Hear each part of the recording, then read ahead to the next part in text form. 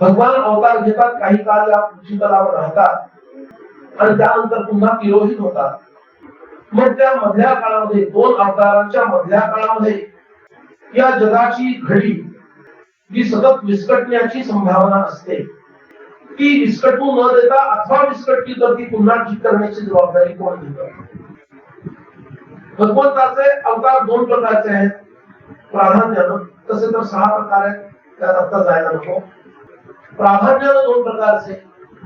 एक आहे तो साक्षात भगवंताचा अवतार आणि दुसरा आहे त्याला नित्यावतार असं म्हणतात.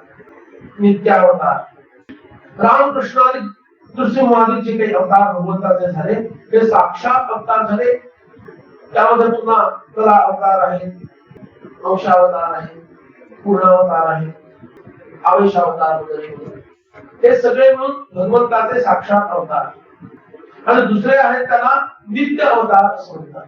एक अवतार आणि दुसरा अवतार.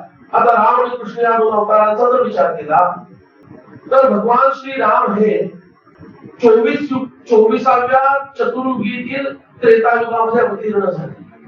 हरिवंश पुराणातून सांगतो 24व्या चतुर्युगीतील, चतुर्युग तुम्हाला माहिती, कृत किंवा सत्ययुग, त्रेतायुग, द्वापर आणि कलियुग, याला चतुर्युगी म्हणायचं. 24व्या चतुर्युगीतील त्रेतायुगात भगवान त्रेतायुग शेषे अवतीर्ण. 11,000 त्रेतायुगाची शेवटची वर्ष शिल्लक झाली राहिलेली असताना श्री विष्णू चतुर्युग रूपामध्ये राम लक्ष्मण भरत शत्रुघ्न या रूपात अवतीर्ण झाले.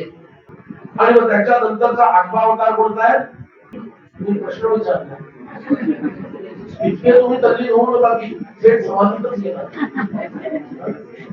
मला माझ्या बोलण्यावर पक्का विश्वास आहे की माझ्या बोलण्यामुळे समाधीत कोणी जाऊ शकत नाही. मग स्वकर्तृत्वानं तुम्ही जाऊ नये अशी कृपा करा. तेव्हा पुढचा अवतार श्री कृष्णांचा तो कधी झाला?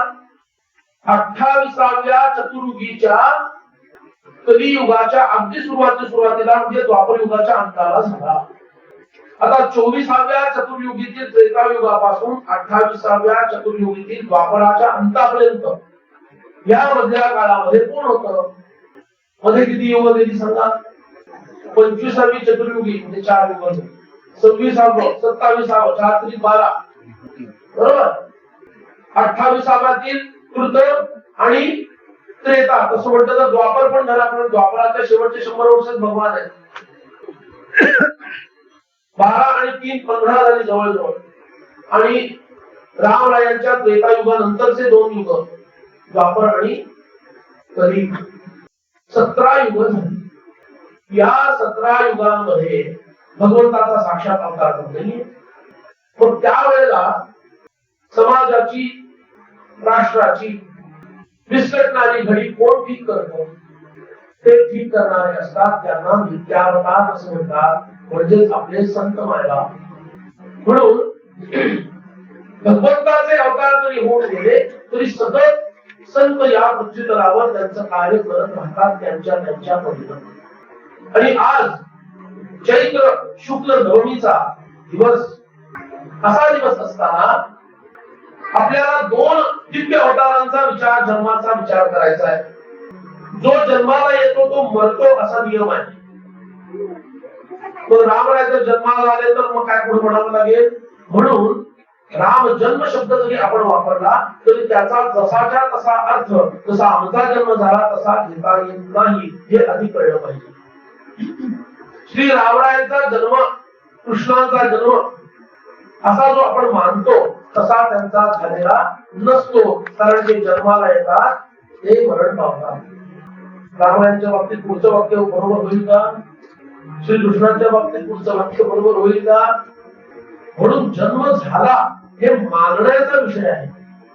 ते अवतीर्ण होतात आणि तिरोहित होतात, हेच शब्द बरोबर आहे. भगवान जन्म घेतात, आपण जन्म करतो, ठीक आहे, आपल्या आनंदासाठी. पण मुळात भगवान जन्मालाही येत नाही, कारण त्यांचं एक नाव काय आहे? अज. अज म्हणजे न जन्मणारा.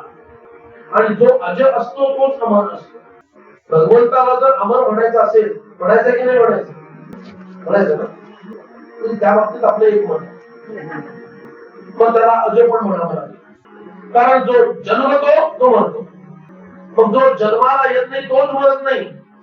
मग भगवान जर अमर असतील तर ते सुद्धा जन्माला येत नाहीत, जन्माला आले आहेत असं भासवतात. इथे लक्षात, जन्माला आले आहेत असं भासवतात आणि आता निघून गेले असंही भासवतात. ते येतही नाही आणि ते जातही नाही.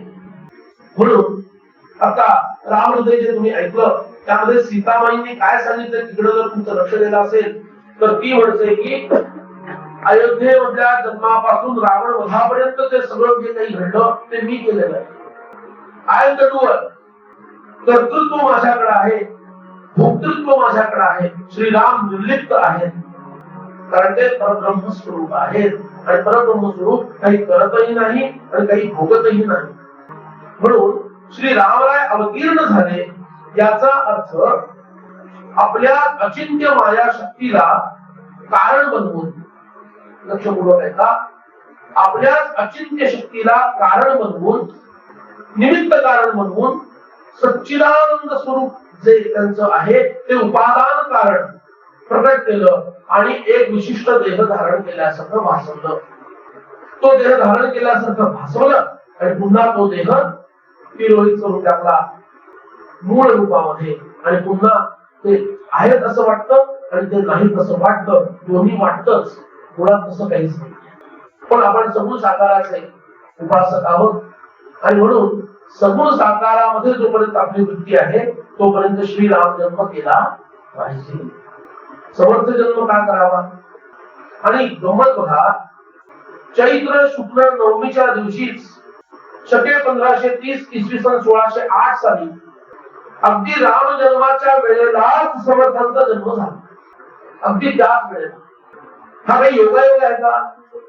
हा योगायोग नाही. श्रीधर स्वामीने तर फार सुंदर विश्लेषण केलं.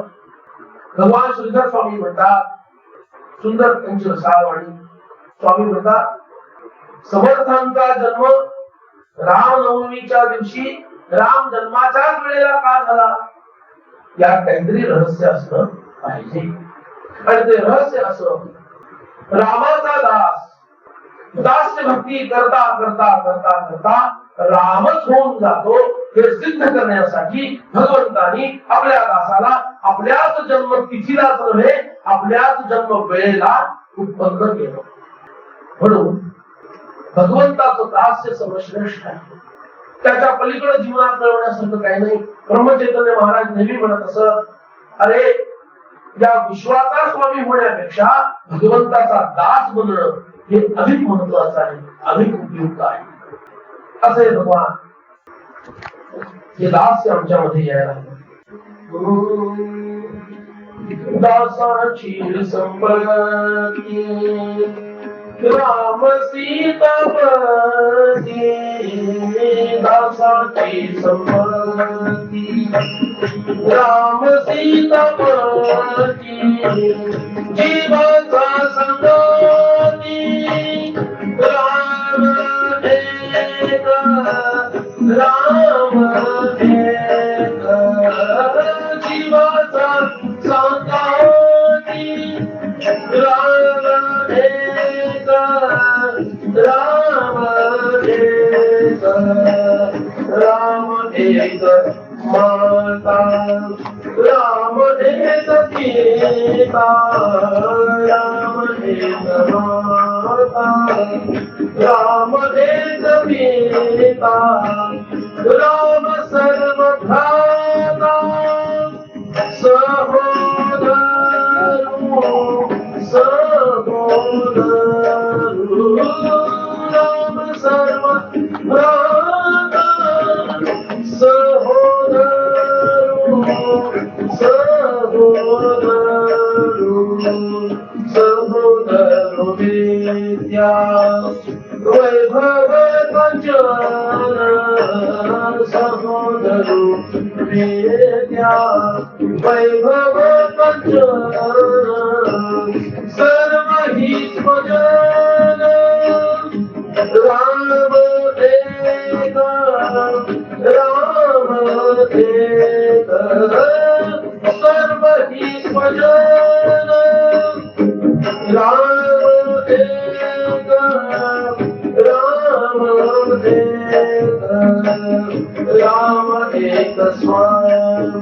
रामची कैवारी राम एक स्वामी रामची कैवारी लाभया संसारी राम एक लाभया संसारी राम एक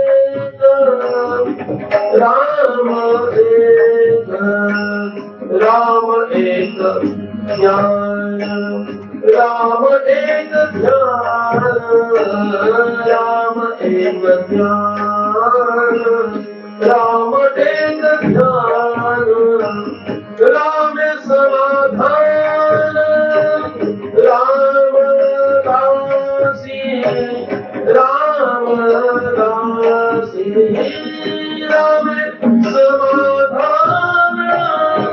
राम दासी राम दासी दासी राम सीता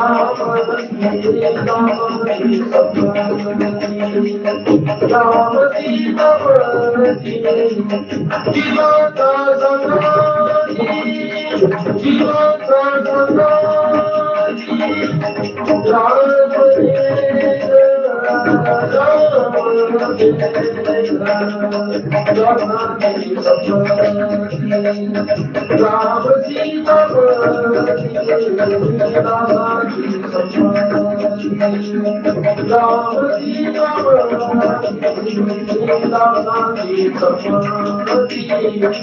राम सीता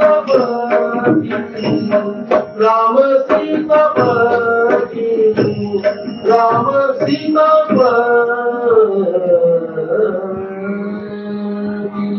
राजाधिराज श्री रामचंद्र भगवान की सद्गुरु समर्थ रामदास स्वामी महाराज की जय जय जय रघुवीर समर्थ।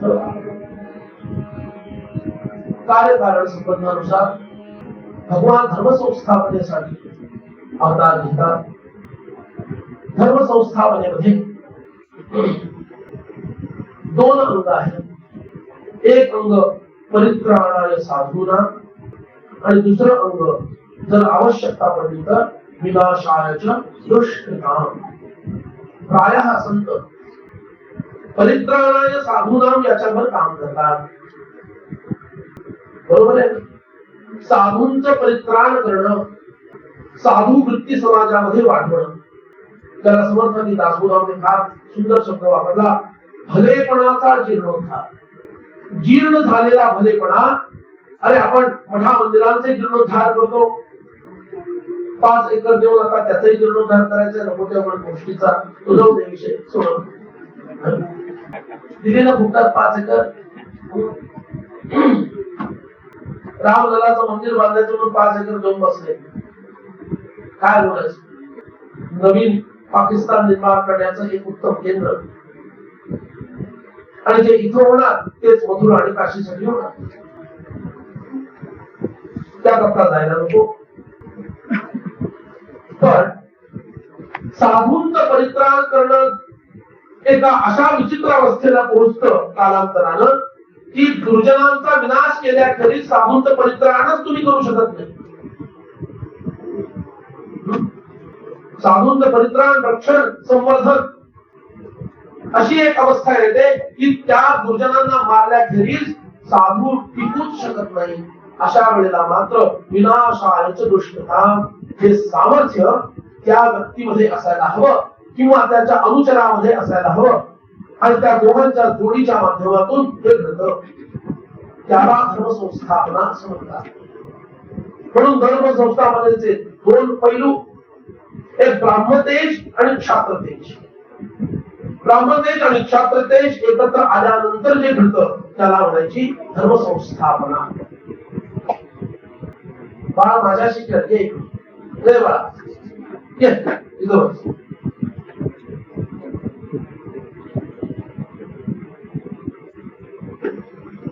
ब्राह्मतेज आणि क्षात्रतेज भगवान श्रीरामांच्या काळामध्ये श्रीराम लक्ष्मण भरत शत्रुघ्न यांनी क्षात्रतेजाचं प्रतिनिधित्व केलं आणि वसिष्ठ विश्वामित्र आणि अगस्त्य ऋषी आणि सर्व ऋषी सत्ता यांनी ब्राह्मतेजाचं प्रतिनिधित्व केलं. महाभारत काळामध्ये भगवान श्रीकृष्ण, अर्जुन, भीम, युधिष्ठिर या लोकांनी क्षात्रतेजाचं प्रतिनिधित्व केलं आणि भगवान वेदव्यास, धौम्य महामुनी आणि अन्य ऋषी सत्ता यांनी ब्राह्मतेजाचं प्रतिनिधित्व केलं. तीच गोष्ट पुढं श्रीमद आदिशंकराचार्य आणि सुधन्वा राजा यांच्या काळात घडली. हरिहर मुक्कड आणि विद्यारण्य स्वामी यांच्या काळामध्ये तीच गोष्ट घडली आणि त्यानंतर एक अद्भुत जोडी या जगानं विशेष करून महाराष्ट्रानं पाहिली. तिचं नाव आहे शिवसमर्थ जोडी. छत्रपती शिवाजी महाराज आणि त्यांचे मावळे यांनी क्षात्रतेजाचा परिचय दिला आणि समर्थ रामदास स्वामी आणि त्यांचे सर्व रामदासीगण समर्थ संप्रदाय आणि त्यांच्या मदतीला असणारे वारकरी आणि दत्त संप्रदायातील सुद्धा लोक या सर्व लोकांनी ब्राह्मतेजाचा परिचय दिला. आणि म्हणून ब्राह्मतेज आणि क्षात्रतेज जर एकत्र आलं तर हा भारत पुन्हा अजय्य बनेल हे ब्रिटिशांच्या लक्षात आल्यामुळं त्यांनी तुमच्या डोक्यामध्ये सेक्युलरिझमचा किडा घातला. रामनवमी, कृष्ण जन्माष्टमी, दत्त जयंती, हनुमान जयंती का साजऱ्या करायच्या? फक्त टाळ वाजवायचे, भजन म्हणायची, देवाला साष्टांग नमस्कार घालायचा आणि प्रसाद वारपायचा आणि निघून जायचं, याच्यासाठी नाही. ब्राह्मतेज आणि क्षात्रतेज जाग करणं आणि हिंदू धर्मापासून तुम्हाला दूर जितकं नेलं जात आहे त्याचा त्याग करून पुन्हा हिंदू धर्माच्या आचार पद्धतीमध्ये स्थिर होणं, याच्यासाठी हा सगळ्या महोत्सवांचं प्रयोजन आहे.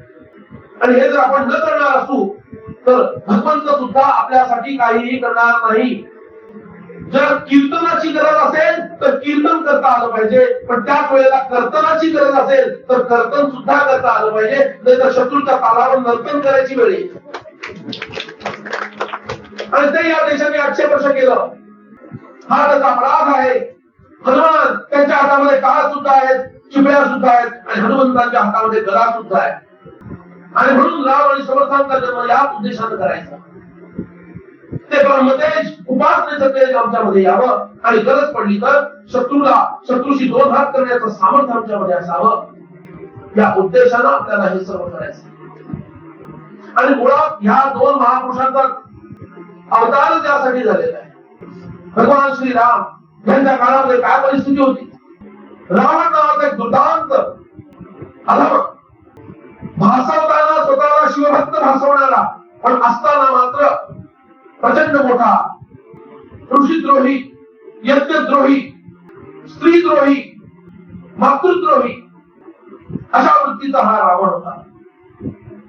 आणि त्याच्या इतकं बळ सामर्थ्य होतं की तो देव, असुर, गंधर्व, यक्ष, किन्नर कुणालाच हार जात नसे असं वरदानच त्याला प्राप्त होतं. ती कथा अशी: भगवान ब्रह्मदेवांचे एक मानसपुत्र पुलस्त्य महामुनी यांनी एक पुत्र उत्पन्न केला. त्याचं नाव विश्रवस. हे विश्रवा ऋषी अत्यंत सामर्थ्यवान, तेजस्वी असे होते. आणि एक दिवस अग्निहोत्र करत असताना राक्षस कन्या, जिचं नाव कैकसी असं होतं, ही कैकसी त्याचं तेज प्रभाव पाहून तिथं आली. का त्यांच्याकडून असाच एक तेजस्वी पुत्र हवा होता ज्यांनी तो कुबेराच्या रूपामध्ये आधीच उत्पन्न केला होता. त्याचं धन सामर्थ्य हे पाहून ती प्रभावित झाली होती. अशी ही कैकसी. पुरुषांचं सामर्थ्य खूप असते.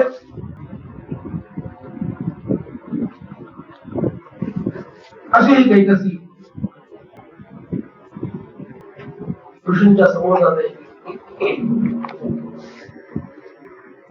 तिथं जाऊन उभी राहते. सायंकाळच्या वेळेस ऋषी अग्निहोत्र करत असतात.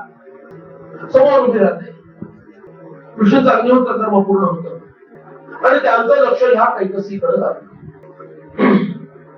वडिलांची इच्छा पूर्ण करण्याच्या उद्देशानं ही कैकसी ऋषींकडे आली. Point to be noted with double underline. त्याच्या लक्षात तरुण आहे, राक्षसी असून वडिलांचा विचार करणारी आहे. आज काय परिस्थिती न बोलले ना स्वतःच्या तोंडाने तर म्हणून टाका, मला पुढचं म्हणायची गरज नाही. अरे राक्षसी आहे पण वडिलांचा विचार करते. बाबांना वाटतं एक दिव्य पुत्र आपलाही या राक्षस कुळामध्ये बाबा, आणि हे करण्यास तू समर्थ आहेस जर त्या ऋषींकडून तुला वर प्राप्त झाला तर. आणि पित्याची इच्छा पूर्ण करण्यासाठी कन्या ऋषींकडे जाते.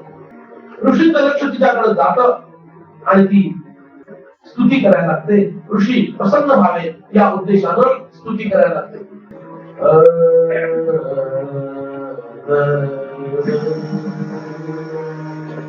आया वे जोगी आया, आया जोगी आया, आया जोगी आया, आया जोगी आया, आया वे जोगी आया, आया जोगी आया, आया वे जोगी आया, आया जोगी आया. सिंगित पत्री बहुतन बटुआ सही कछुद्रा माया. सिंगित पत्री बहुतन बटुआ सही कछुद्रा माया. आया वे जोगी आया, आया जोगी आया, आया वे जोगी आया, आया जोगी आया.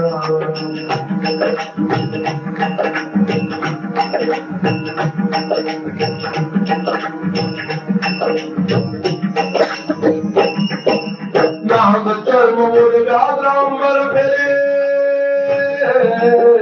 नाग चर्म मोर व्याघ्रांबर फेरे जटाजूट बनाया. नाग चर्म मोर व्याघ्रांबर फेरे जटाजूट बनाया, जटाजूट बनाया, जटाजूट बनाया, जटाजूट बनाया, बनाया. आया वे जोगी आया, आया जोगी आया, आया वे जोगी आया, आया जोगी आया.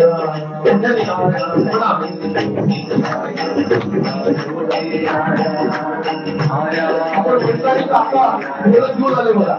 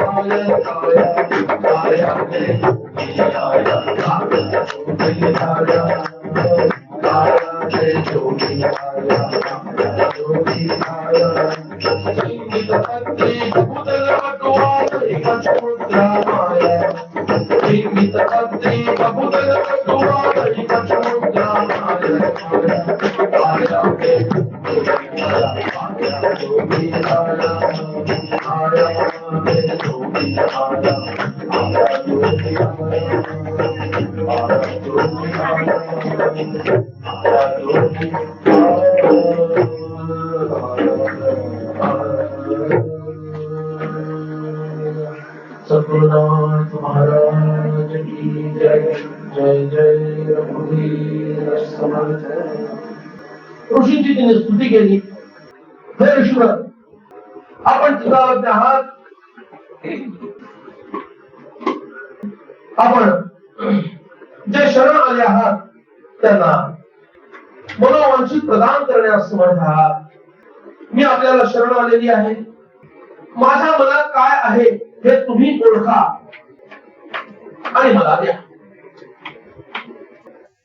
महिला पूर्वीपासून हुशार असते. पुरुष मंडळींचे चेहरे असे एकदम आणि ऋषीने डोळे मिटले आणि तिच्या मनामध्ये कुबेरासारखा एक दिव्य पुत्र असायला मला हवा असं अगदी तीव्रतेनं तिला वाटलं. असं ओळखून ऋषीने डोळे उघडले आणि म्हटलं, सायंकाळी निषिद्ध काळामध्ये तू नको ती इच्छा व्यक्त केलीस. शास्त्रीय नियम आहे, कधी काय वागावं कधी काय वागू नये असं. आणि शास्त्रांना धाब्यावर बसवणं हा सध्याचा सेक्युलर भारताचा नियम आहे.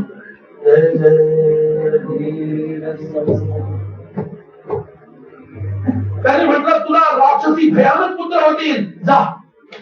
रडायला लागली, पाय धरले. ऋषींचे म्हणाले, ऋषीवर असं नका करू, हा मला वरदान आहे की शाप आहे असं वाटतं, तेव्हा आपण असं न करावं. फारच ती गयावया करते पाहून ऋषी म्हणाले, ठीक आहे, सगळ्यात धाकटा मुलगा हा तुला धार्मिक होईल, जा. ती गेली आणि 4 अपत्यांना जन्म दिले. सगळ्यात मोठा आहे त्याचं नाव दशग्रीव असं ठेवलं. दशग्रीव तो जन्माला आला त्यावेळेला वाल्मिकी रामायणामध्ये वर्णन आहे, आकाशामध्ये ढग जमा झाले.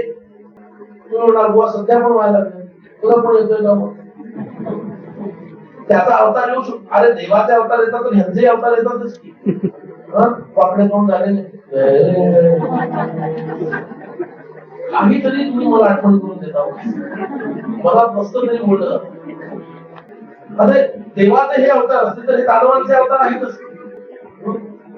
दुसरा मुलगा महाभयंकर अर्धांड, त्याचं नाव कुंभकर्ण. कैकसीलाही मागे टाकेल अशी तिचीच कन्या. तिसरी शूर्पणखा, हिनंच आपल्या भावाला बचाव काढलं रावणाला. आणि चौथा मात्र अत्यंत दिव्य पुत्र झाला, धार्मिक पुत्र झाला, त्याचं नाव आहे विभीषण. असे 4 पुत्र झाले. एक दिवशी त्या मुलांना घेऊन मोठे झाल्यानंतर पाताळात राहत असते, रसातळामध्ये. तिथून विश्रांच्या आश्रमामध्ये घेऊन येते. नेमका त्याच वेळेला विश्रांचा मोठा पुत्र कुबेर तिथे आलेला असतो आणि त्याचं रूप, सौंदर्य, प्रभाव, तेज, ऐश्वर हे दाखवलं कैकसीने आणि रावणाला डिवचलं. म्हणाले, अरे त्याचं तेव्हा रावण नाव झालं नव्हतं, पण आता तोंडात तेच बसलेलं आहे. भगवान शंकरांनी त्याला रावण नाव दिलं. रावितम त्रैलोक्यं येन स रावणः. ज्यानं त्रैलोक्याला रडवलं त्याचं नाव काय? रावण. त्याला दिवसभर ईर्ष्या निर्माण केली. अरे ज्याप्रमाणे कुबेराचा अधिकार पित्याच्या संपत्तीवर, साधनांवर आहे, तसा तुझाही आणि तुमचा सर्वांचा, कारण तुम्ही त्याच पित्याचे पुत्र आहात. मग तुझ्या स्वतःकडे बघ आणि त्याच्याकडे बघ, किती फरक आहे. तसाच रावण दुर्बुद्धी घात नक्षत्रावर जन्माला आलेला तो भडकला आणि म्हणाला, आई आता बघ मी कशी तपस्या करतो आणि काय मिळवतो. आणि ही मंडळी गेली. रावण, कुंभकर्ण आणि विभीषण 3 जण दक्षिणेमध्ये असणाऱ्या शिवांच्या स्थानावरती गोकर्ण महाबळेश्वरी गेली. 10,000 वर्ष तिघांनी तप केलं. तिघांनी ब्रह्मदेवांना प्रसन्न करून घेतलं. रावण रजोगुणात्मक आहे, कुंभकर्ण तमोगुणात्मक आहे आणि विभीषण सत्वगुणात्मक आहे. या रावणानं सत्ता मागून घेतली, अभयत्व मागून घेतलं, मला कोणीही मारता कामा नये असं म्हटलं. आणि त्यामुळं ब्रह्मदेवांनी आठवण करून दिली, तू तुझ्या वरामध्ये नर आणि वानरांचा उल्लेख नाही केलास तर म्हणाला, है ह्यांना मी बोलत पण नाही. ब्रह्मदेव म्हणाले, थँक्यू. असं वर मागितला. या सर्वांवर माझा विजय व्हायला हवा आणि यांच्याकडून मला मृत्यू नको. कुंभकर्णानं वर मागायला तोंड उघडलं. सरस्वती मातेनं त्याची मतीच फिरवून टाकली आणि त्यांनी मला भरपूर आणि प्रवचनात विशेष करून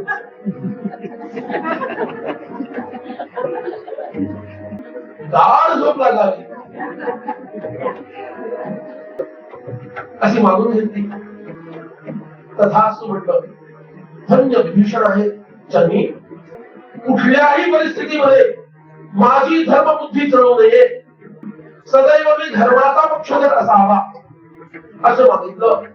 देवांनी साधुवाद दिले, ब्रह्मदेवांनी तथास्तु म्हटलं आणि म्हणून विभीषणांना अमरत्व सुद्धा प्रदान केलं.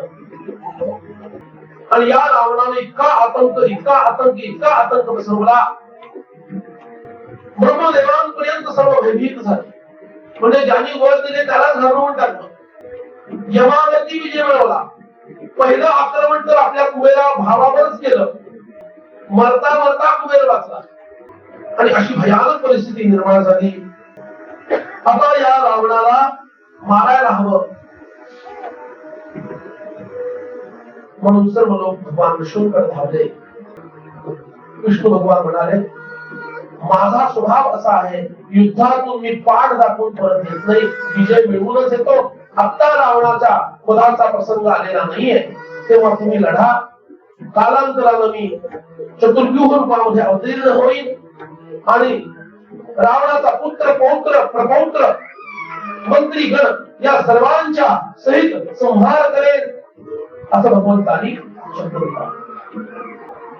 तशीच काहीशी परिस्थिती कलियुगामध्ये निर्माण झाली. महाभारत काळ उलटून गेल्यानंतर बौद्ध आणि जैन मताचा प्रभाव वाढला आणि एकांगी अहिंसेचं व्रत स्वीकारून एक प्रकारे आक्रांतांना आवाहनच आम्ही केलं, या आणि लुटून जा. क्षात्र धर्माची उपेक्षा या देशामध्ये झाली. श्रीराम आणि श्रीकृष्ण यांचे आदर्श समाज विसरत चालला. तुमच्या संपत्तीला, तुमच्या साधनांना शस्त्रास्त्रांचं संरक्षण हवं, ही भूमिका मागे पडत चालली. जैन बौद्ध मताचा प्रभाव वाढत चालला आणि क्षत्रियांमध्ये शैथिल्य येत चाललं. सर्वप्रथम आक्रमण या देशावरती बौद्ध धर्म प्रकट झाल्यानंतर 200-300 वर्षांनी झालं, ते म्हणजे अलक्षेत्राचं. गंगेपर्यंत त्याला पोहोचू दिलं नाही आमच्या लोकांनी. क्षात्रतेज क्षीण होत होतं, पण इतकंही झालं नव्हतं की आक्रांत आम्हाला पराक्रांत करू शकतील. आणि त्याला मी पळवून लावलं, खोटं सांगितलं गेलं की तोच कंटाळून निघून गेला. तो कशाला कंटाळून निघून जाईल? पाश्चात्यांचं महिमा मंडन करण्याची प्रवृत्ती हिंदूंची कधी संपेल हेच कळत नाही. त्यानंतर अशोकाचं राज्य आलं, ज्याच्याकडून फार मोठी घोडचूक घडली. स्वतः राज्यावर सिंहासनावर बसलेला असताना त्यांनी बौद्ध मत स्वीकारलं. त्याचा आजा आर्य चाणक्यांचा शिष्य चंद्रगुप्त यालाही असं वाटलं होतं की जैन मत स्वीकारावं. चाणक्यांनी त्याला विरोध नाही केला, पण सांगितलं सिंहासनावरून खाली उतरायचं आणि नंतर जे काही करायचं ते करायचं. सिंहासनावर क्षत्रियोचित हिंदू राजाच बसेल. त्याचा हा नातू हा राजा असताना बौद्ध झाला आणि तिथून देशावर होणारी आक्रमणं वाढत गेली. शतहून आणि कुशाण आले. या महाराष्ट्रातल्या 7 वाहनांनी त्याला पाणी पाजलं, पळवून लावलं. कुशाणांना समुद्रगुप्तांनी पळवून लावलं. हुणांच्या समोर तर चीनी लोक इतके घाबरलेले. आज ज्याला आपण 7 वैश्विक आश्चर्य म्हणतो, त्याच्यातलं एक आश्चर्य आहे चीनची भिंत. बरोबर ना? ते आश्चर्य काय आहे? चीनची भिंत म्हणजे हुणांच्या समोर भयभीत झालेला चीन हेच सिद्ध होतं. हुणांची आक्रमणं वाचवण्यासाठी हजारो किलोमीटर लांबीची ही भिंत बांधली गेली. भय दाखवणारी चिन्ह आहेत, त्याला आम्ही आश्चर्य मानतो. किती मोठं आश्चर्य. पण या हुणांना भारत शरण गेला. या हुणांनाही आम्ही संपवलं. मगध सम्राट स्कंदगुप्तानं या हुणांना संपवलं आणि इसवी सन 1000 सालापर्यंत या देशामध्ये सोन्याचा धूर येत असे. अरबांनी हैदर झापला. अरे इजिप्त, इराण आणि युरोप सपाट करून टाकला. अशा अरबांना सुद्धा त्यांच्या 24 स्वाऱ्या भारताने परतवून लावल्या. किती? 24 स्वाऱ्या. अरबानून नावाचा अरब राजा, त्याच्या 24 स्वाऱ्या या भारतानं परतवून लावल्या. त्याला इथं स्थिर होऊ दिलं नाही. बाप्पा रावळ, कालभोज, खुरमान हे राजपूत आणि चालुक्य हे गुजराती लोक, या लोकांनी यांना पळवून लावलं. अरबांना पळवून लावलं. इतकं सगळं झालं. एक चूक आमच्याकडून घडली. भगवान श्री रामांकडून आम्ही एक गोष्ट शिकायचं विसरलो. कोणती? अरे इतके हे तुमच्यावर चाली करून येतात, एकदा तरी पलट वार करा की हो त्यांच्यावर, जा त्यांच्या देशात जाऊन त्यांना तुडवून या ना. हे आम्ही केलं नाही. श्री रामरायांनी काय केलं? का भगवान श्रीराम आमच्या सर्वांचे आदर्श आहे. रामरायांनी युद्ध कुठे केलं? अयोध्येमध्ये. अयोध्येमध्ये केलं. कुठे केलं? लंकेमध्ये जाऊन केलं. लंकेत जाऊन त्याच्या घरात जाऊन त्याला संपवलेलं आहे. Surgical strike. त्या कुठल्याच क्षत्रियाला असं वाटलं नाही हे सगळे आक्रांता येत आहेत, आमच्यावर आक्रमण करतायत, आमची शक्ती व्यर्थ करतायत, आमच्या इथलं स्थानक नष्ट करत आहेत, आमची संसाधनं नष्ट करत आहेत. कुणालाही वाटलं नाही. त्यांच्या देशात जाऊन त्याला जर जरब बसवली तर त्यांची हिंमत होणार नाही आमच्याकडे वाकड्या दृष्टीने बघायची. सगळे इथंच बसून राहिले, पुरुषार्थ हात मिळवत राहिले. आम्ही यांना पिटाळलं, हरवलं आणि परतवून लावलं. हा खरा पुरुषार्थ नव्हता. तुम्ही एकदा आमच्यावर चाल कराल, 10 वेळा चाल करून तुमच्यावर तुम्हाला संपून टाकायला आम्ही समर्थ आहोत. ही वृत्ती आमच्यामध्ये राहिली नाही का? एकांगी सहिष्णुता, एकांगी सहिष्णुतेचा दोष आम्हाला लागला. स्वातंत्र्यवीर सावरकरांच्या भाषेत बोलायचं झालं तर सज्जन विकृती निर्माण झाली. आणि ती विकृती कुठपर्यंत आली? काठी टेकण्यापर्यंत, आपल्या बलगड्या दाखवण्यापर्यंत आणि चरखे फिरवण्यापर्यंत आली. आणि हे चरखे बहात्तर बर यांचे अनुयायी त्यांच्या पुढचे, जरी ते जर फिरवले, चरखे बहात्तरांचे अनुयायी काय म्हणतात? आम्हाला चरखा शब्दाचा एवढाच अर्थ कळतो, चर आणि खा. चर खा. चरून झालं खाऊन घ्यायचं, खाऊन झालं चरून घ्यायचं. ते त्यांच्याही पुढचे निघाले. आम्ही कुठं चुकलो इतिहासातून जर शिकणार नाही तर अजून भीषण परिस्थिती निर्माण होईल. 2047 ला गजवा ए हिंद करण्याची इच्छा असणारे अनेक दुष्ट दुर्जन याच देशामध्ये, याच देशाचं अन्न खाऊन याच देशात चुकणारे लोक, त्यांना जर बसवण्याचं आपलं काम आहे. काय झालं नागपूरमध्ये? 1 महिना पण अजून झालेला नाही. बहुसंख्य असणारे हिंदू फक्त टीव्हीवर येऊन रडण्यापेक्षा पलीकडे काय करतायत? का तुमच्यामध्ये हिंमत होत नाही? आणि अल्पसंख्य असणारे दुर्जन तुम्हाला का मारू शकतात? कारण त्यांना माहिती आहे हिंदू फक्त टाळ चिकड्या घेऊनच काम करणारे लोक आहेत. कीर्तनाची सवय आहे, कीर्तनाची सवय नाही. त्यामुळे आमच्या तालावर त्यांना नर्तन आम्ही करायला लावतो. 1 महिनाही झालेला नाहीये आणि आजचं वास्तव हे आहे. जे नागपुरात घडलं ते पुण्यातही घडेल आणि सर्वत्र घडेल. म्हणून आम्ही जाणून घ्यायला महाराष्ट्रावरती या लेंछांची टोळधाड आली 13व्या शतकात आणि 4 वेळेला यादव स्वतःच्या मूर्खपणामुळं, असंघटितपणामुळं या लेंछांपुढे झुकले आणि 4थ्या वेळेला तर त्यांनी हिरवा झेंडा लावून टाकला देवगिरीवर. महाराष्ट्राची राजधानी त्यावेळेला देवगिरी होती, ज्याला आपण सध्या अत्यंत सन्मानानं मान झुकवून दौलताबाद असं म्हणतो. म्हणजे आमच्या बुद्धीची दौलत बाद झाल्याचं हे दर्शन. बरोबर. लेंछांनी दिलेली नावं आम्ही अजून मिळवतो.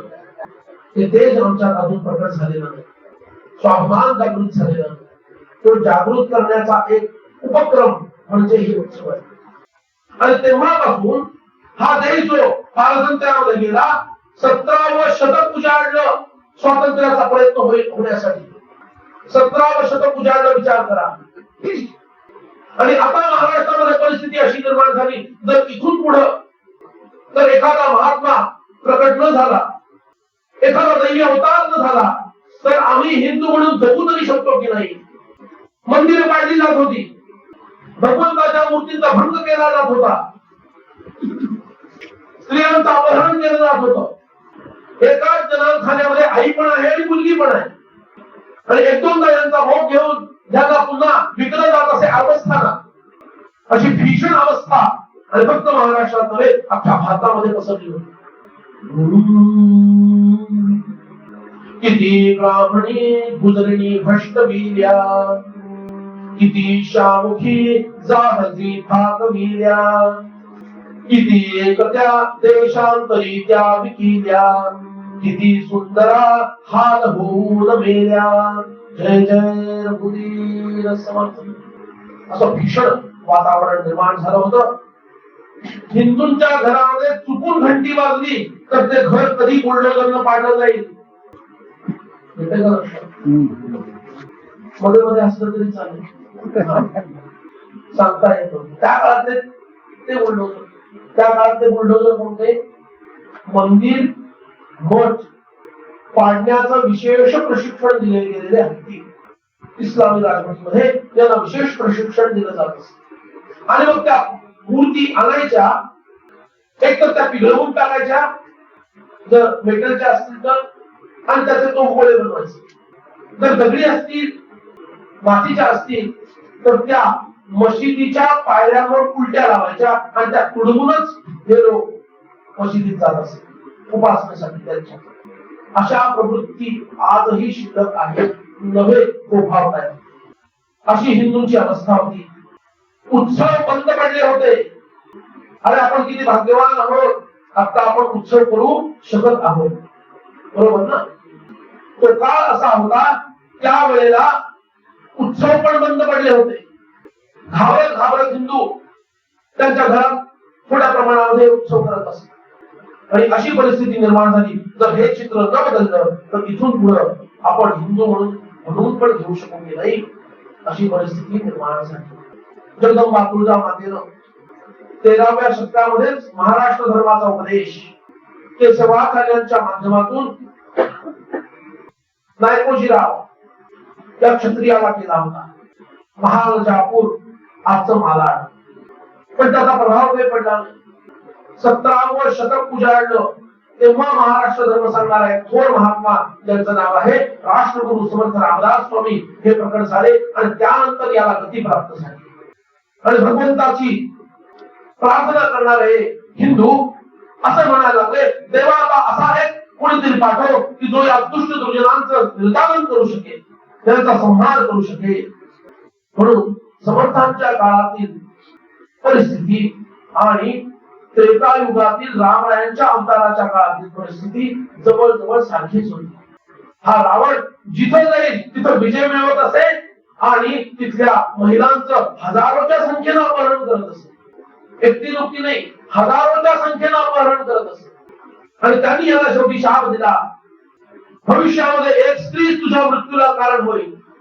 हजारो स्त्रियांचा शाप भगवंतानं खरा करून टाकला. दशरथ नावाचा राजा, ज्याला अयोध्येचा हा राजा इक्ष्वाकू वंशातला पुत्र हवा असं वाटू लागलं. आणि त्याने तशी इच्छा व्यक्त केली आपल्या गुरुंपाशी. गुरु म्हणाले, अरे पूर्वीच सनत कुमारांनी जो इतिहास सांगितला त्यानुसार ऋषिशृंग नावाचे जे ऋषी आहेत, हे ऋषी अश्वमेध यज्ञ करून त्यानंतर पुत्रकामेष्टी यज्ञ करवतील तुझ्याकडून. आणि त्या योगानं तुला अद्भुत असे 4 दैवी पुत्र प्राप्त होतील. त्या ऋषिशृंगांना आणायला हवं. राजा जातो, सपत्नीक जातो, ऋषिशृंगांना घेऊन येतो. ऋषिशृंग ऋषींना आणलं आणि 1 वर्षपर्यंत अश्वमेध यज्ञ चालवला. हा 1 वर्ष चाललेला अश्वमेध यज्ञ, त्यानंतर आता राजाच्या मनामध्ये इच्छा जागृत झाली की अश्वमेध तर झाला, पुत्र कामेष्टी कधी करताय. ऋषी म्हणाले, योग्य काळ आलेला आहे आणि आता पुत्र कामेष्टी यज्ञाला प्रारंभ करूया. कारण घड्याळ दाखवते ना, योग्य वेळ आलेला आहे बुवा. अश्वमेध यज्ञ संपला, पुत्र कामेष्टी यज्ञास प्रारंभ झाला. ती इष्टी असल्यामुळं थोड्या वेळात होते. अश्वमेध हा याग आहे, वर्षभर लागतो. अरे भगवंताला आणायचा या पृथ्वीवर किती पूर्वतयारी करावी लागेल, किती पूर्वतयारी करावी लागेल. म्हणून तो अश्वमेध याग झाला. आता पुत्र कामेष्टी यज्ञाला प्रारंभ झाला. एक आहुती पडताय. आता यज्ञाच्या पूर्णाहुतीचा काळ जवळ आला आणि एकदम त्या यज्ञस्थानामध्ये अंतरिक्षामध्ये देवतांची गुप्त सभा भरली. गुप्त सभा, सर्व देवता आले. आता श्री विष्णू कधी येतात त्याचा विचार चालू आहे. कारण विष्णूंनी अवतार घ्यायचा. आणि एकदम दुरून येताना भगवान त्यांना दिसले श्रीमन्नारायण भगवान की जय. गरुडावर बसून भगवान येत आहेत. यज्ञ खाली चालू आहे बरं. भगवंत आणि हे देवता अन्य स्तरावरती, अन्य प्रतलामध्ये, इन डिफरंट डायमेन्शन त्यांची सभा चालू आहे. ती या ऋषींना आणि राजाला दिसत नाहीये. देवता तिथंच प्रकट झालेले आहेत. का? यज्ञीय धुराच्या पवित्र वातावरणामध्ये यज्ञ ही देवसभा व्हावी हा त्यांचा उद्देश आहे.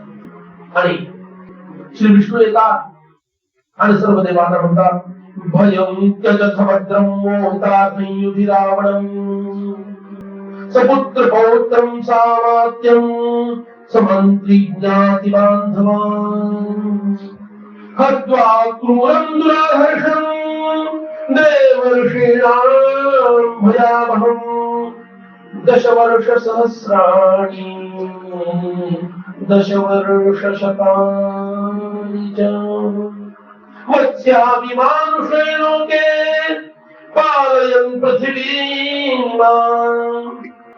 एवं दत्त्वा वरं देवो देवानां विष्णुरात्मा नारायण भगवान की जय. अरे भयाचा त्याग करा. रावणाचा पुत्र पौत्र प्रपौत्रांसह मंत्रीगणांसह बांधवांसह पूर्ण विध्वंस करून 11,000 वर्ष मी पृथ्वीवर राज्य करेन. 11,000 वर्ष या पृथ्वीवर राज्य करेन मानुषे लोके. आणि राम राज्याची स्थापना झाल्यानंतर मगच मी पुन्हा निज लोकांना येईन. आपण भयाचा त्याग करा. आणि असं म्हणून भगवान श्री नारायण इथं अदृश्य झाले आणि यज्ञवेदीतून तो यज्ञ पुरुष एकदम प्रकट झाला. जय जय वैष्णव परंपरेमध्ये असं म्हणतात, श्रीमद नारायणच पायस रूपात परिवर्तित.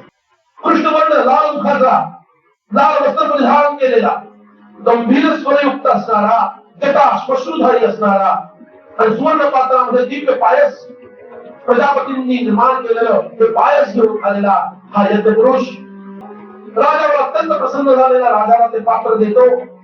राजाला त्यांनी चटका बसला नाही बरं. लोकांना काय शंका येतील सांगता येत नाही. नंतर त्याची उत्तर ते बसावी लागतात. आधी तू आला ना, राजाला त्यांनी चटका नाही बसला. ते पायस पात्र दिलं.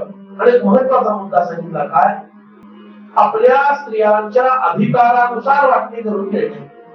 रामायण इथून सुरू झालं. तर लाडकीला सगळं दिलं आणि ढोलकीला चमचा चमचा घ्या, तीर्थ आहे घ्या, असं नाही. त्यांच्या अधिकारानुसार वाटणी करून द्यायची. आणि म्हणून महाराजांनी आणि तो प्राजापत्य पुरुष लहान पावला. महाराजांना आनंद झाला. आपल्या राण्यांकडे तो आला. अर्धा भाग कौशल्यला दिला. उरलेल्या अर्ध्या भागाचे 2 समान भाग केले. मग सारखं होईल, अधिकारात कमी अधिकपण आहे म्हणून पुन्हा एका भागाचे आणखी 2 भाग केले. म्हणजे 1 अष्टमांश भाग झाला. तो 1 अष्टमांश भाग पटकन काही उचलला आणि कटकन पिऊन टाकला. तसं आपण सुद्धा आरती झाली नाही झाली, महत्वाचा कार्यक्रम तेव्हा सुरू होणार. बरोबर. तो ग्रहण केला. आता 2/3 भाग राहिलेला आहे.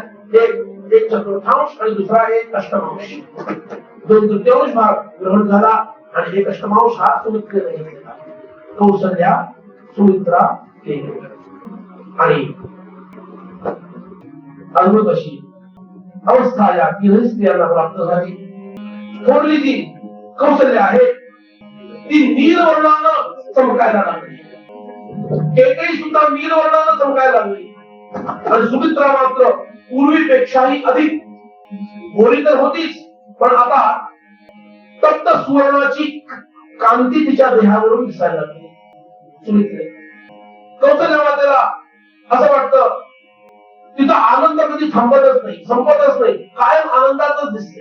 काही लोक असतात बरं, कायम हसत असतात ना, त्यांना आपण प्रायः वेडे असं म्हणतो. का? कारण आपल्यासारखं रडत नाही ना राव. कायम हसतमुख असतात. कसे आहात? छान आहे. कायम प्रसन्न दिसणारी कौशल्या माता. आणि कधी कधी तिला आवेश जर आला तर महाराजांच्या जवळ जाते, त्या तुमचा धनुष्यबाण, नुसते तुम्ही बसताय का अयोध्येमध्ये, मी जाते लंकेमध्ये आणि त्या रावणाला संपवते. तिला आवेश होत असते. कैकेयीला असं वाटे मी सदैव कौशल्या मातेच्या जवळ राहावं आणि तिची सेवा करावी. कैकेयीला असं वाटत आणि सुमित्रेला असं वाटत की त्या दोघींच्या जवळ मी राहावं, दोघींची सेवा करावी.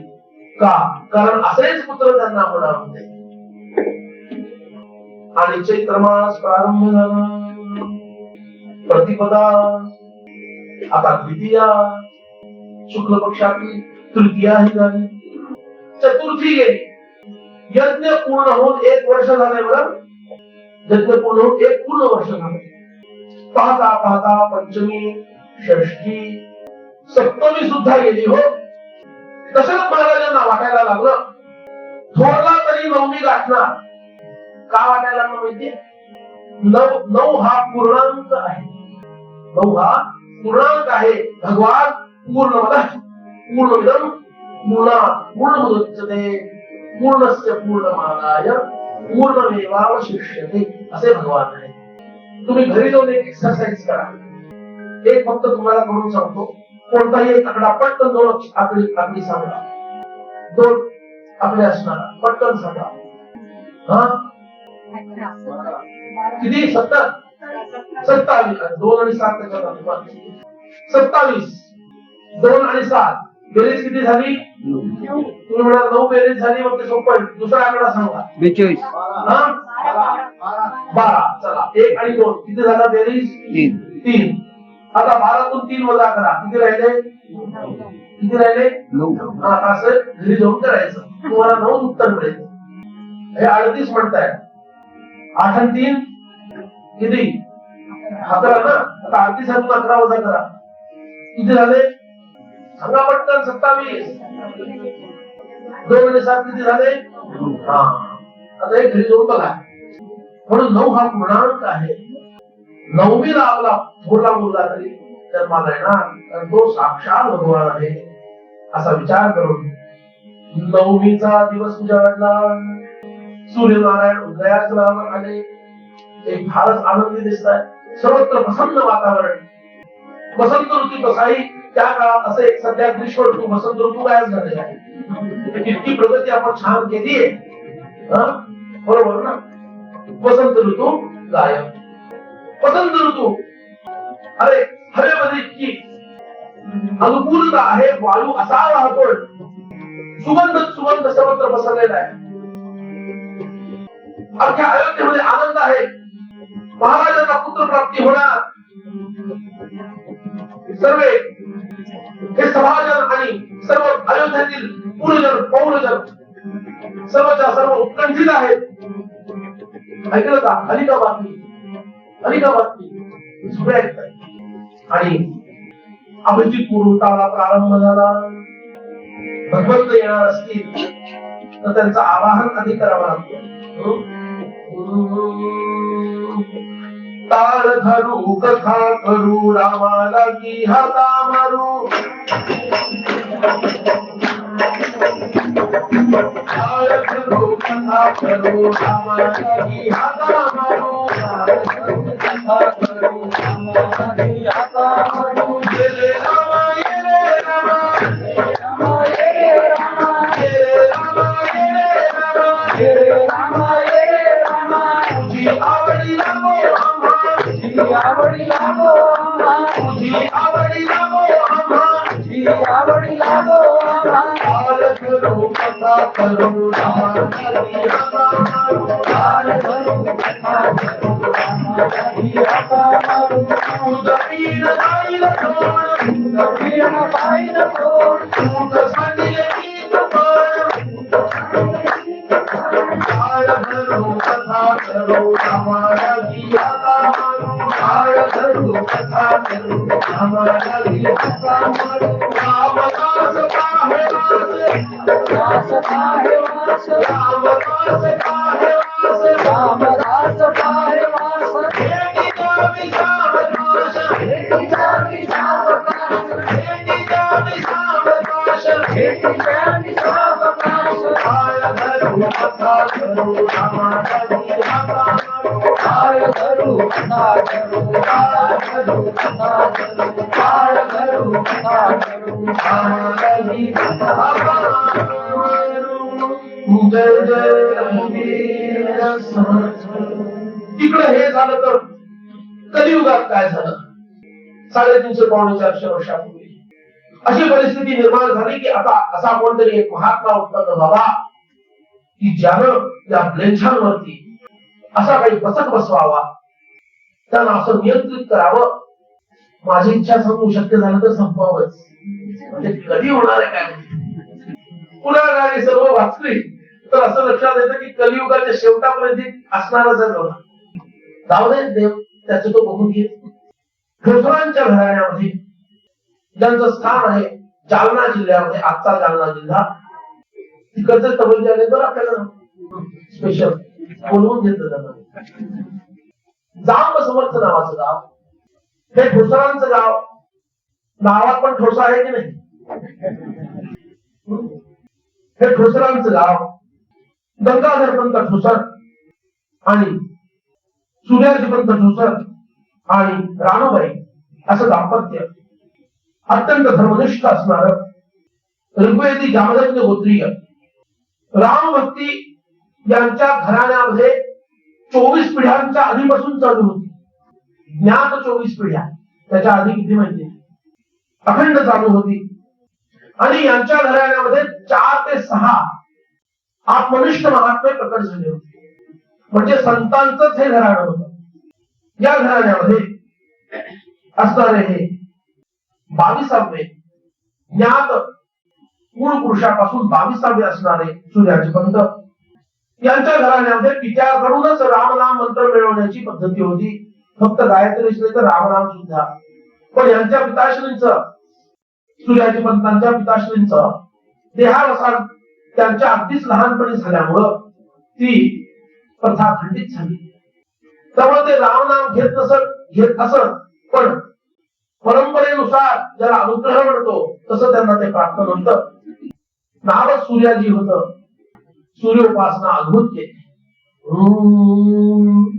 प्रातःकाळी तरुणिया स्नान वासरमणीसी अर्घदान रक्त सुमने रक्तचंदन यथा विधी मंत्रोक्त आदित्य हृदय स्तोत्र पठण नित्य करीत पारायण अखंड वासरमणीचे ध्यान निज प्रीती अंतरी.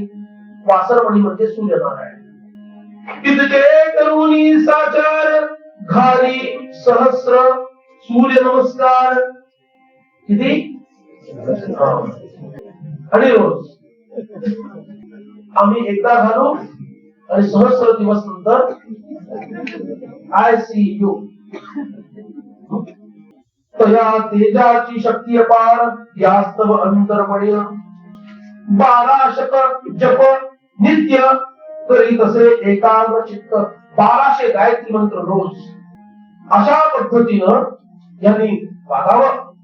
आणि राणूबाई या सूर्यपूजा करत, आदित्य व्रत करत, अश्वत्थ प्रदक्षिणा करत आणि हनुमंतरायांची सेवा करीत असे.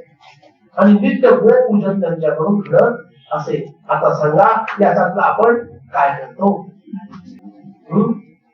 काय करतो आणि अपेक्षा काय ठेवतो? पुन्हा समर्थ यावे, पुन्हा शिवाजी यावे आणि पुन्हा हिंदूंचं राज्य छान स्थापन व्हावं, आपोआप सगळं घडावं. कसं होईल? आपली जबाबदारी काय? राणूबाई असतील तर समर्थ येणार आहे, जिजाबाई असतील तर शिवराय येणार आहे. मातृशक्तीची जबाबदारी जास्त आहे. याचा अर्थ पुरुषांची नाही असं नाही, पण जास्त जबाबदारी मातृशक्तीची. त्यांना जर हे पटलं तर ते बरोबर नवऱ्याला मागं लागून लागून लागून लागून करून घेतात. हा तुमचा अनुभव आहे की नाही? एकदा हो म्हणून टाका. मातृशक्तीची जबाबदारी जास्त. अशा हा वागणाऱ्या थोर पतिव्रता 24 वर्ष या दोघांनी असं व्रतस्थ जीवन जगून दाखवलं. किती? 24 वर्ष. आपल्यासाठी 24 तास पण खूप झाले. 24 वर्ष असं जीवन जगून दाखवलं. वय वाढायला लागलं, अपत्य नाहीये, आता असं व्रतस्थ राहिल्यानंतर अपत्य होणार कसं? अपत्य नाहीये, दोघांनी विचार केला, येत्या रथसप्तमीला उद्यापन करून टाकावं आणि वय हे जास्त झालेलं आहे, भगवंताच्या मनामध्ये अपत्य देण्याची इच्छा दिसत नाहीये, तेव्हा दोघांनी क्षेत्रवास करावा आणि उरलेलं आयुष्य भगवत सेवेमध्ये, संत सेवेमध्ये आणि भगवत चिंतनामध्ये व्यतीत करावं. काय उदात्त विचार होते त्या काळात. आणि वय जास्त झालं म्हणजे किती? त्यावेळेला सूर्याची पंत 36 क्रॉस होते. किती? 36 क्रॉस. आता 36 वय लागल्यानंतर आता विवाह करायला हवा असं युवक विचार करायला लागतात. बरोबर ना? काय बोलावं? काळाचा महिमा. क्षेत्रवास करावा. रथसप्तमी आली, सकाळपासून धामधूम सुरू आहे. छान सगळी व्यवस्था झाली. उद्यापनाला प्रारंभ झाला. उद्यापन पूर्ण झालं. उद्यापन म्हणजे तुम्हाला कोणाला माहित असेल तर म्हणून सांगतो, तरुण लोक आहेत, उद्यापन इथं काही नाहीये, फक्त आजच आहे. उद्या पण काही नाही. उद्याचे उद्या सगळे इथं अपवादा पत्ता नाही. एखादं व्रत असेल त्याच्या संपवण्याच्या विधीला उद्यापन असं म्हणतात. अलग लक्षात. उत्तर पूजा प्रारंभ झाली आणि एक तेजपुंज असा श्रेष्ठ वृद्ध ब्राह्मण झपझप पावलं टाकत सूर्याजी पंतांच्या समोर उभा राहिला. सूर्याजी पंत चकामले. अरे, असा दिव्य तेज असणारा मनुष्य आजपर्यंत आयुष्यात बघितला नाही. पटकन उठले, साष्टांग नमस्कार घातला आणि थोड्या अंतरावर उभे राहून थोडीशी मान खाली झुकून चरणांकडे पाहत बोलले, थोरांशी कसं बोलावं? आपण कोण आहात? कुठून आहात? मला असं वाटतं आपण या लोकीचे नाही. आपलं दिव्य तेज पाहून मला असं वाटतं आपण कुठल्या दिव्य लोकीचे आलेले आहात. तो वृद्ध म्हणाला, बरोबर आहे सूर्याजी, थेट नावाने हाक मारले. मी तुझ्या तपस्येवर प्रसन्न होऊन साक्षात सूर्यनारायण इथं आलेलो आहे. माझं तर तेज तुला सहन होणार नाही म्हणून सौम्य रूप घेऊन तुझ्या समोर आले. म्हणून बोल, तुला काय म्हणणार? काय बोलणार सूर्याजी? तोंडातून शब्द फुटे ना. कसे बसत धैर्य एकवटलं आणि स्तुती प्रारंभ केली. ध्येय सदा सवितृ मंडल मध्यवर्ती धारा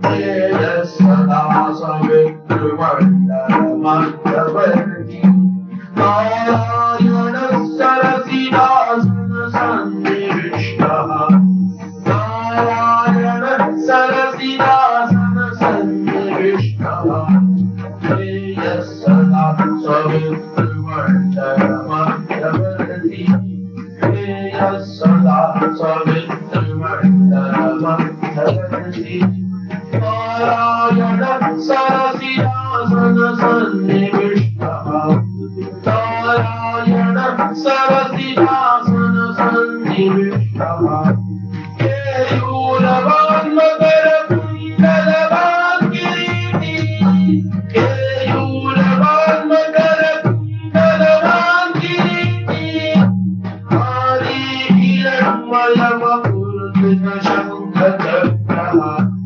हरि हिरण्मय वपुर्जित शङ्खचक्रः ध्येय सदा सवितृ मंडल मध्यवर्ती ध्येय सदा सवितृ मंडल मध्यवर्ती ध्येय सदा सवितृ मंडल मध्यवर्ती. सवितृ सूर्य नारायण भगवान की जय. जय जय रघुवीर समर्थ.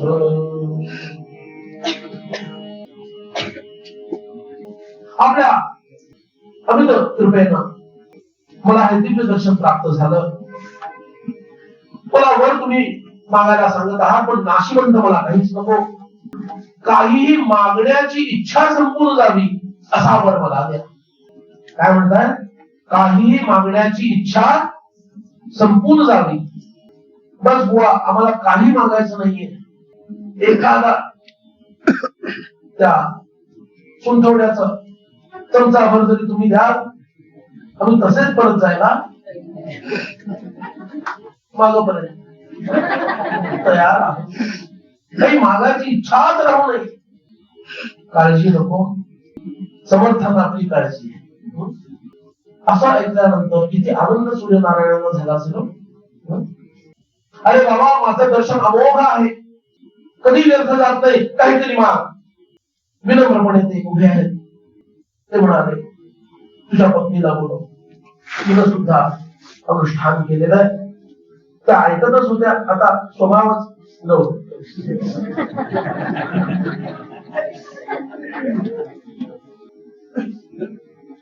तिला काल काय सांगू, ऐकतच होत्या. पटकन बाहेर आल्या. त्यांनी बंधन केलं. काय हवं आहे? त्यांनी इतकं सुंदर उत्तर दिलं, ऐकून ठेवा महिला मंडळ. त्या म्हणाल्या, पतीच्या इच्छेतच माझी इच्छा आहे. रोज नाही, कधीतरी आठवड्यात एकदा असं म्हणायला काही हरकत आहे का? आता तुमच्या बाजूने बोलतोय, काही टाळ्या नाही, काही नाही. ज्यांनी टाळ्या वाजवल्या ना, हे भक्त भोगी आहेत बरं. बिचारे सतावलेले. असं नको, काहीतरी माग. असं म्हटल्यानंतर त्या म्हणतात, स्त्री सुलभ स्वभावानुसार मागणं तर काय मागायला कळलं पाहिजे. स्त्री सुलभ स्वभावानुसार मला एक हरिभक्तीपरायण पुत्र व्हावा असं वाटतं. पहिलं वाक्य म्हणतं असं, हरिभक्तीपरायण. नाहीतर मला पुत्र व्हावा, देव देऊन टाकेल आणि नंतर अमेरिकेला एकदा निघून गेला, बघा तुमचं तुम्ही पुढापुढी झोपायचंच राहायचंच. तुमचं क्रियाकर्म करण्यासाठी सुद्धा मी तिकडूनच जीपेनं पाठवून देतो. बरोबर ना? जो काही खर्च आहे तुम्हाला सांगा, त्यांचं उरकून घ्या. We are too busy. याचं लक्षात. हरिभक्तीपरायण पुत्र हवा ही मागणी आहे. भगवान सूर्यनारायण म्हणतात, मी आलोच त्यासाठी. आणि म्हटलं, एक नव्हे तुम्हाला 2 पुत्र होतील. थोरला पुत्र माझ्या वंशातून होईल, तो गृहस्थ असेल, तो रामभक्ती करेल आणि या प्रांतामध्ये रामभक्ती वाढवेल. धाकटा पुत्र मात्र हनुमंतांच्या वंशातून होईल आणि तो नैष्ठिक ब्रह्मचारी राहील, आजन्म नैष्ठिक ब्रह्मचारी राहील आणि तो धर्मस्थापनेचं कार्य करेल. आणि असं म्हणून आशीर्वाद दिला. आणि वृद्ध जाता जाता म्हणाला, सूर्याची मी तुला तुझ्या मागण्यावरून काही दिलं नाही. आता मी तुझी एक इच्छा पूर्ण करतो, जी तुझी गुप्त इच्छा आहे. ती म्हणजे तुमचे आराध्य कुळातील कुळानुसार श्री रामराय आहेत. येत्या रामनवमीच्या उत्सवामध्ये तुला रामरायांचं दर्शन होईल. जय जय असं सूर्यनारायण भगवान म्हणाले आणि तिरोहित झाले. त्यांना पहिला पुत्र झाला शके 1526 इसवी सन 1604 साली. गंगाधर असं त्याचं नाव ठेवलं गेलं. आणि आता दुसऱ्या पुत्राच्या कारणे राणूबाईंना दिवस तसा गर्भ वाढायला लागला. दिव्यशी अनुभूती या मातेला व्हायला लागली. बऱ्याच वेळेला त्यांना हनुमंतांचा आवेश होत असतो. हनुमंतांचा आवेश त्यांना होतो. निस्पृही पुरुष खेळता पोटी, मातोश्रियेची मुरळली दृष्टी, सर्वानंदी भासे सृष्टी, बावग्या गोष्टी नमाने. वाटे रुखावरी चढवणी. अरे वृक्षावर चढावं असं वाटायला लागलं त्या गरोदर स्त्रीला. वाटे रुखावरी चढवणी, साजूक फळे खावी वेचोनी. वानराप्रमाणे साजूक फळे खावी असं वाटतंय. पाहोनी स्वच्छंद नभाकडे, म्हणे जाईन शून्या पैलीकडे. नभाकडे पाहावं आणि वाटावं, पण ब्रह्माच्या पलीकडे मी पोचावं अशी इच्छा त्या राणूबाईंना व्हायला लागली. सहज उचलून पडले तृण. एखादं तृण उचलावं आणि म्हणावं, म्हणे तरुवना उत्पाटीन.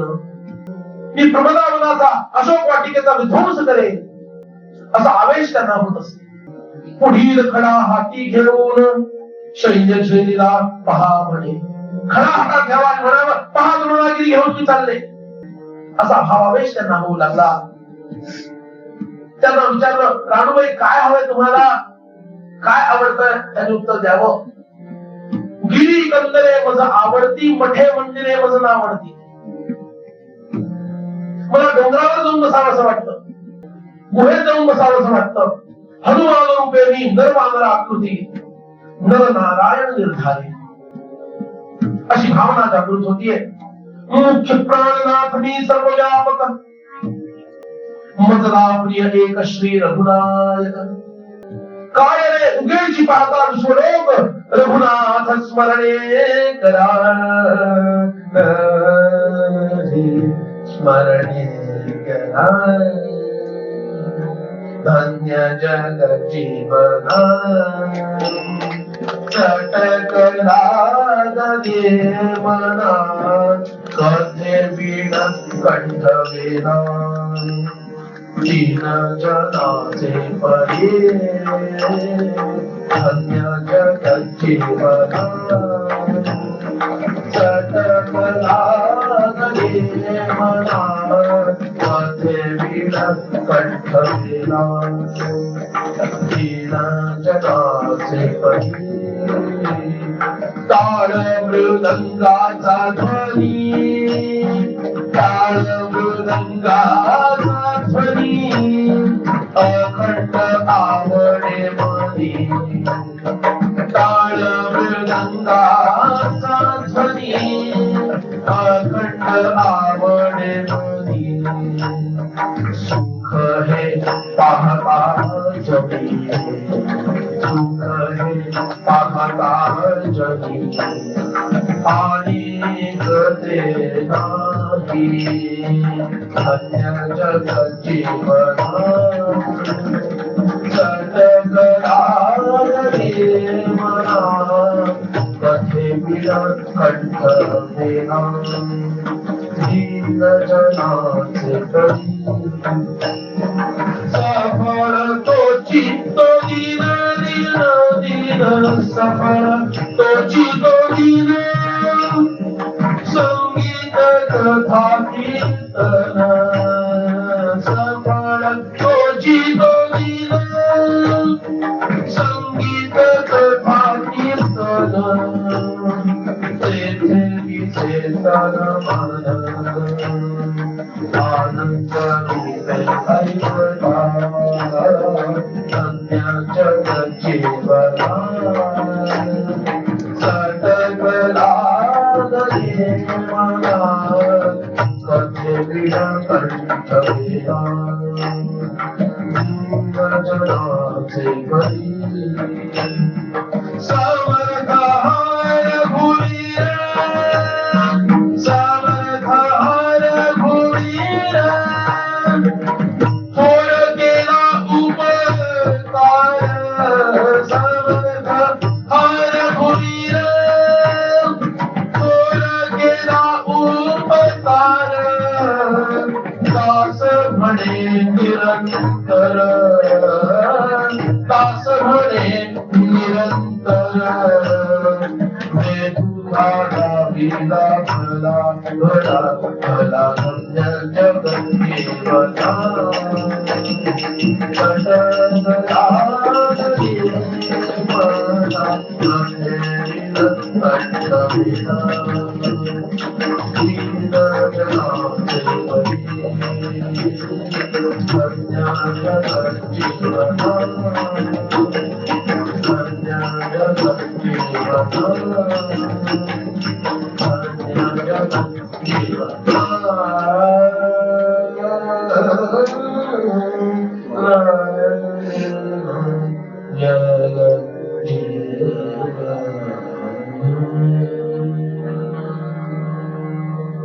जय जय रघुवीर समर्थ. एक दिवस राणूबाई अचानक घर सोडून पंचवटीच्या पलीकडे निघून गेल्या. सगळीकडे शोधाशोध सुरू झाली. काय झालं यांना? कोणी सांगितलं? त्या अमुक अमुक दिशेने गेले. त्यांचे पती भयभीत झाले. अरे ही अचानक अशा अवस्थेत बाहेर जाईल, भूतबाधा वगैरे काही व्हायला नको. भयभीत झाले आणि रामदोषांना बरोबर घेतलं.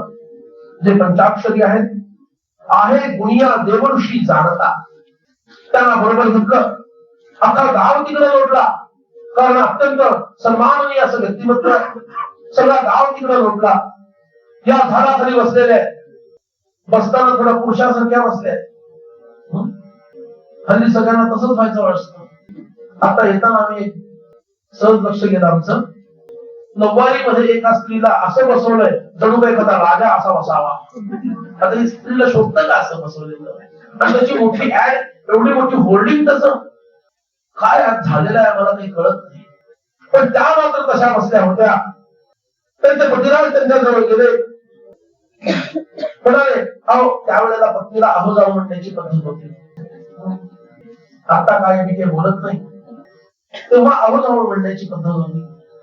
अहो इथं काय करताय, इथं काय करताय, म्हणजे हेच माझं स्थान आहे. त्यांना काही कळे ना काय करावं.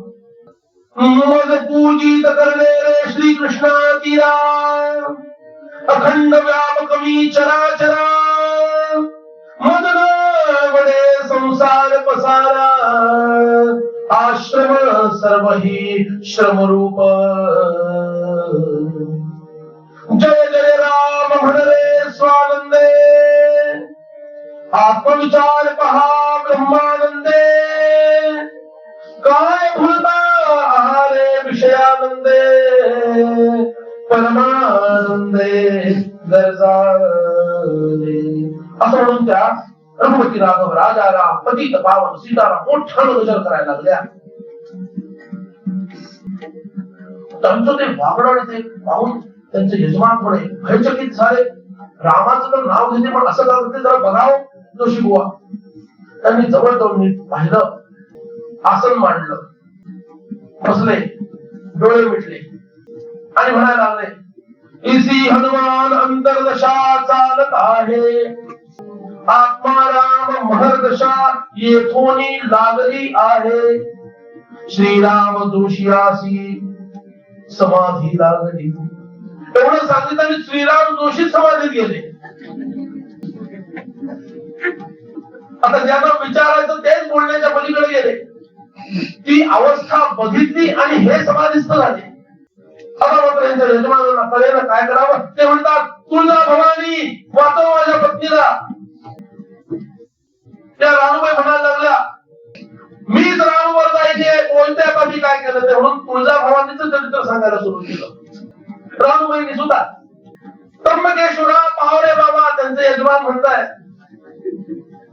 त्या म्हणतात, मी त्र्यंबकी जनस्थानी, पुनः पैसेन पंचवटिके अनुष्ठानी, श्रीराम रूपे मी प्रकटेन हनुमानी,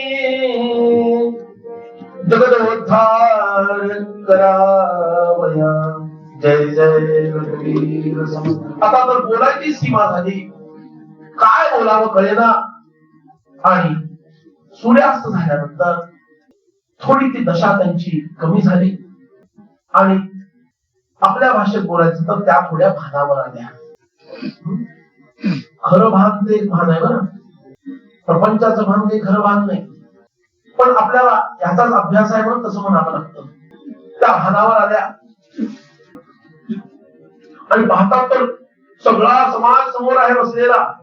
आपले पती, त्यांची अवस्था विचित्र झालेली आहे आणि मी मात्र अगदी अशी रुबाबात बसलेली आहे. हे पाहून त्या थोड्या आता शालीन होत्या ना,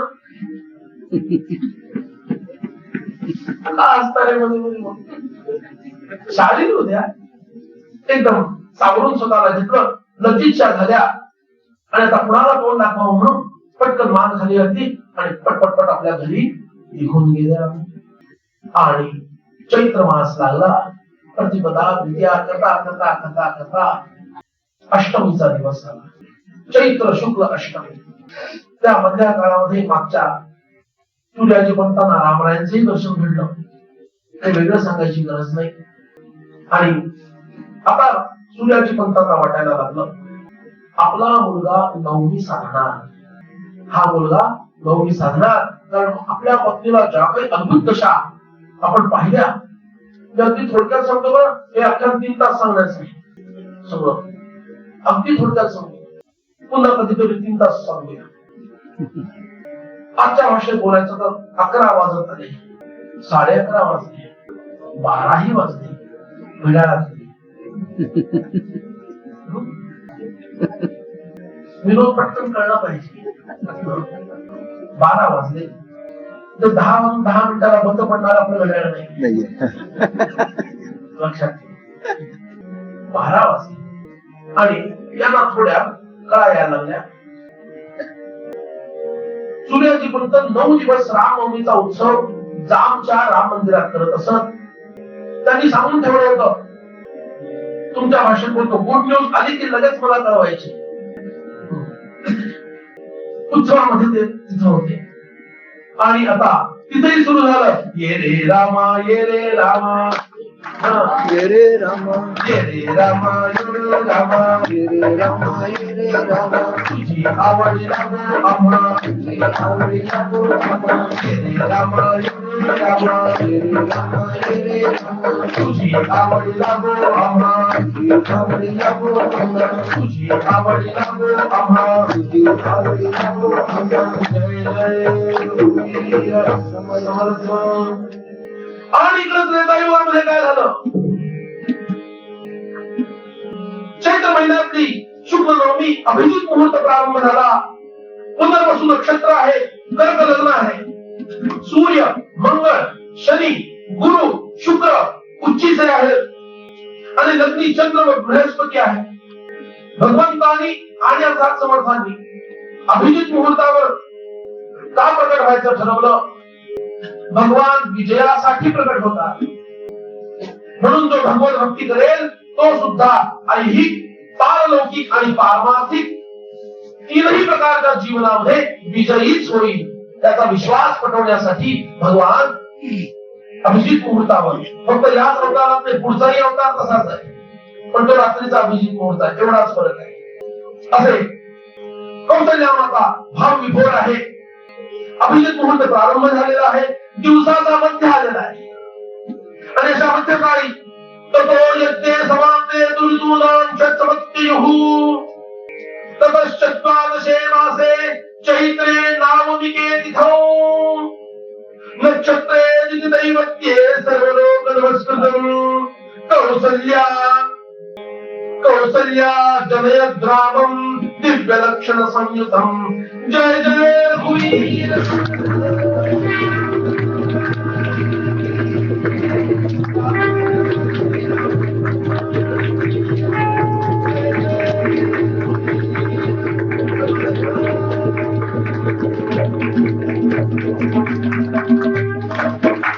जो रे श्री राम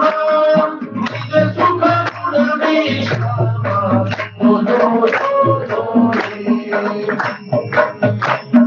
जाती दुनियोगी सुजलागी कौसल्या बाळा वेद शास्त्रांची प्रतिदान स्वरूपी झाली दरबारा आई मोतीचा विचार करणी पाहती आसोबात असे सुंदर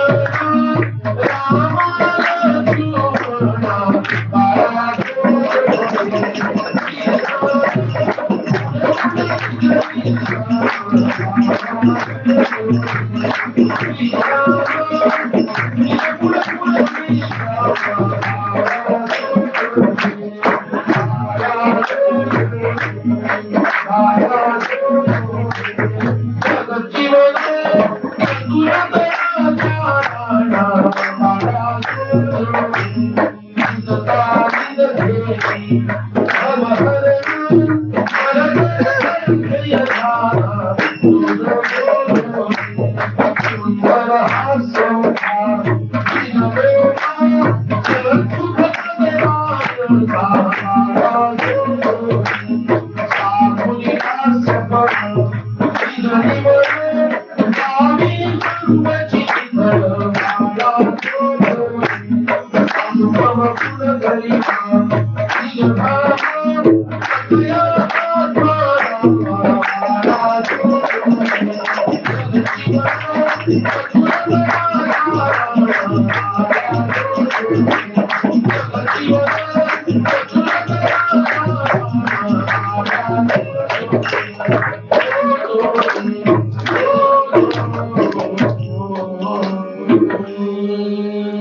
सद्गुरुनाथ भगवान की जय, राजाधिराज श्री रामचंद्र भगवान की जय।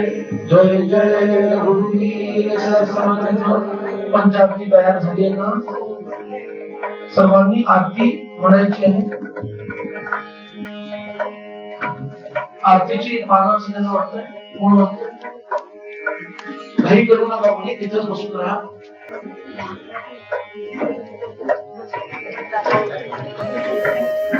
दररोज आरत्या